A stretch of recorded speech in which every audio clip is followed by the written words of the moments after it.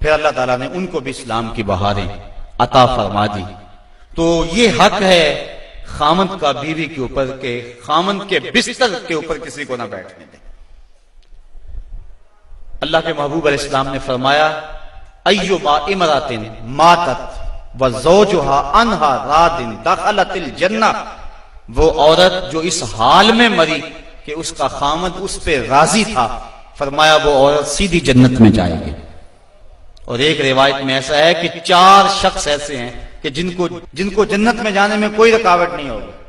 ان میں سے ایک وہ شخص جس نے اپنے والدین کی خدمت کی اور والدین اس پہ راضی ہوئے، دوسرا وہ شخص جس کے بال بچے زیادہ تھے، ذرائع آمدنی تھوڑے تھے، لیکن اس نے بچوں کے پیٹ میں حرام کا ایک لقمہ بھی نہیں جانے دیا، تیسرا وہ شخص جس نے ایسی پکی توبہ کی گناہوں کی طرف دوبارہ پلٹنا اس کے لیے اتنا ہی مشکل ہے جس طرح تھنوں سے نکلے ہوئے دودھ کو واپس کیا جائے، اور چوتھی وہ خاتون کہ جس نے اپنی ساری محبتیں اپنے خامد پہ نچھاور کر دی اور اس حال میں فوت ہوئی کہ اس کا خامد اس پہ راضی تھا۔ فرمایا ان 4 کو جنت میں جانے سے کوئی بھی نہیں روک سکتا۔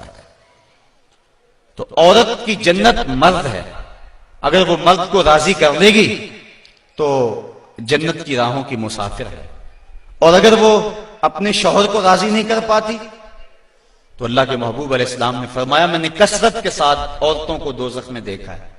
عرض کی حضور کس وجہ سے؟ فرمایا ایک تو کثرت سے لعنت کرنے والی ہوتی ہیں اور دوسرا خامد کی ناشکری کرنے والی ہوتی ہیں۔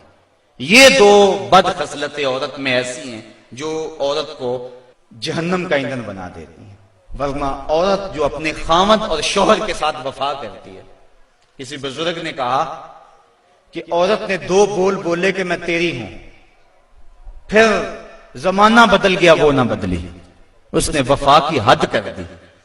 تو وہ بزرگ کہتے جس طرح عورت نے وفا کی حد کر دی، اگر بندہ اپنے رب سے حد کر دے یوں وفا کی تو اللہ کتنا کرم اس کے اوپر فرمائے۔ اب عورت دکھ بھی سہتی ہے، تکلیفیں بھی سہتی ہے، لیکن اپنے اس قول سے نہیں پھرتی، بدلتی نہیں ہے۔ اس کی آرزو یہ ہوتی ہے اس گھر میں سرخ جوڑا پہن کے آئی تھی، سفید لباس لے کر نکلوں اس گھر سے، یہ اس کی آرزو ہوتی ہے۔ اور کسی عورت کی یہ خوش قسمتی ہے۔